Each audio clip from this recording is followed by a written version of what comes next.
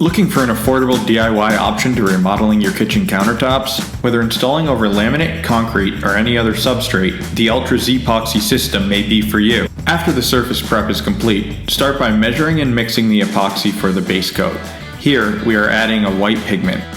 Next, roll on a thin base coat to color and seal your substrate.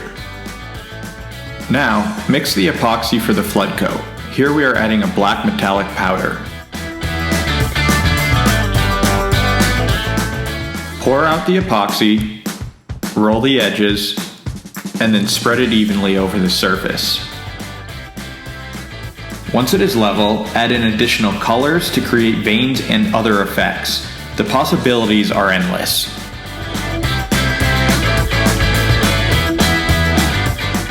Optional wet sanding will remove the gloss and create a honed stone appearance. Visit our website to watch the full instructional video today.